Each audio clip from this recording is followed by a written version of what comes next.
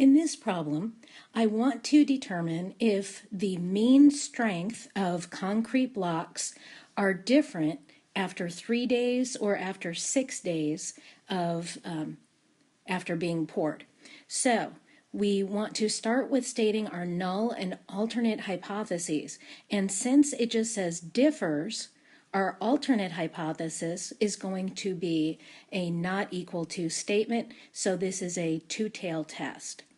So let's look at those hypotheses. So we have our null hypothesis is that mu sub d is equal to 0.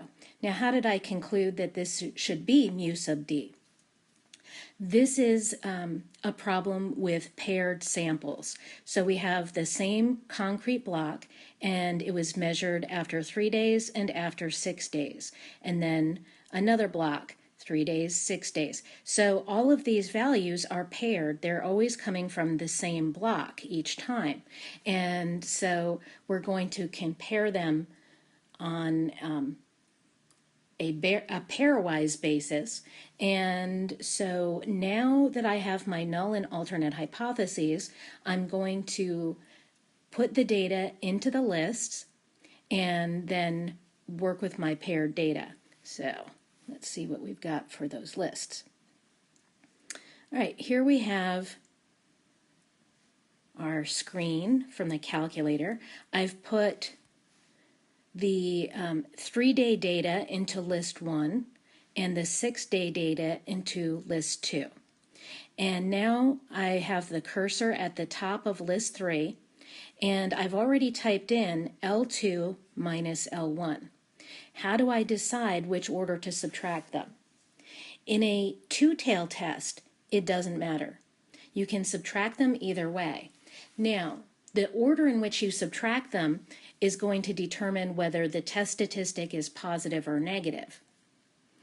But in a two-tailed test, you can get a test statistic which is either positive or negative. So when you do the homework, they will not ask you for the test statistic because they don't want to have the possibility of maybe it's this answer and maybe it's this answer. So they'll just ask you for the p-value, and the p-value will be the same regardless. Your final answer will be the same, whether to reject or not reject the null hypothesis. That's going to be the same regardless. So it's not a problem. All right, so I've decided to do L2 minus L1. Now, let's look at what happens here. Go. All right. So now here's my screen when I have done the subtraction. I hit enter after having L2 minus L1, and the calculator just fills in this column with the L2 value minus the L1 value. In this case, with only 5 values, it really wouldn't have taken me much effort to do the subtraction. But if you have 20 values in each list, then it's going to take quite a while to do all that subtraction, and it's very easy to make a mistake. So it's nice to be able to do that. So just to go over again, how did I get the values to fill in here for L3? Let me move this to the side. Okay, so what I did was I filled in the two lists. In this problem, I want to look at concrete blocks after 3 days and after 6 days and determine if the strength is the same or different. So, because this is a statement of they just differ, this is a two-tailed test. So let's take a look at our null and alternate hypotheses.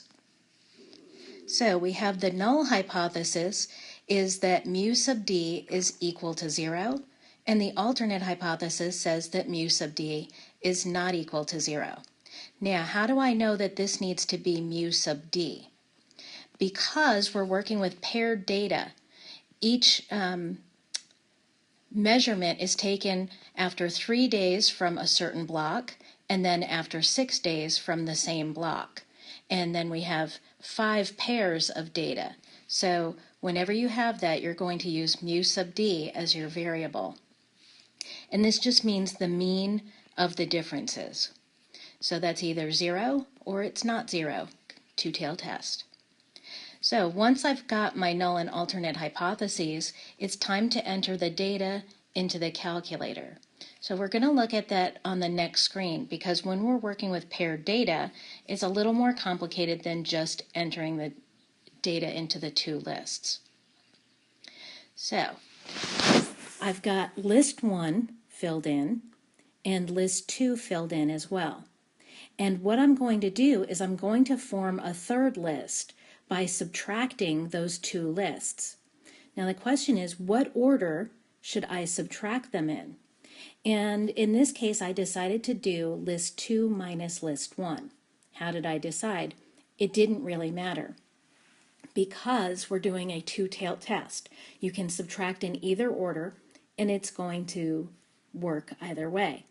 It'll change whether your test statistic is positive or negative, and we'll be able to see right away which one, well, I shouldn't say for sure right away, but in this case we can tell right away which one it will turn out to be, because when I do hit enter, then I have list 3 right here, and you can see these are all positive values, so my test statistic is going to be positive. If they were all negative, the test statistic would be negative, and if it was a mix, then we'd have to really wait and see. Now, to enter the data into list 3, what did I have to do?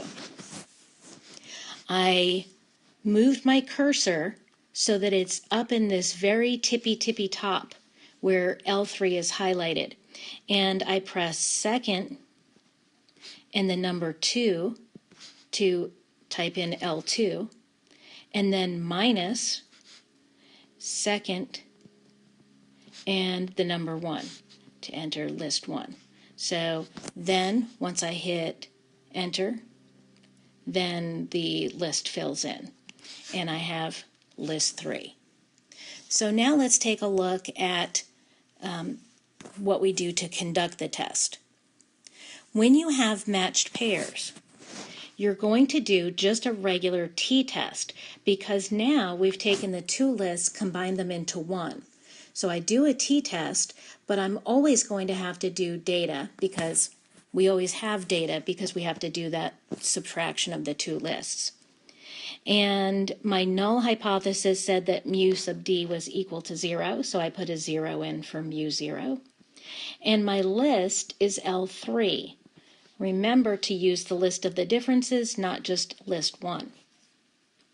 And we said it was a two-tailed test, so I can hit calculate and I'll get this screen, or draw and I get this screen. So let's take a look at those results. Here I can see that my test statistic is 4.79, or I can see it over here on the draw screen, and my p-value is 0.0087. Here we got that there. So in the problem, it told me to use an alpha equals 0.05 level of significance to test the null and alternate hypotheses. So now I can see that my p-value, which is 0.0087, is definitely less than alpha, 0.05, so that tells me to reject the null hypothesis. So we've rejected the null hypothesis, and we are concluding then that the mean strength after 3 days is different from the mean strength after 6 days. And that concludes that test.